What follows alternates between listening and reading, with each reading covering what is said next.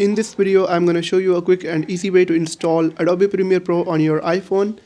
Make sure to watch the video till end so you don't make a single mistake. Guys, first of all, you would have to tap on App Store to open it, and after that, you would have to tap on the search bar and type Adobe Premiere.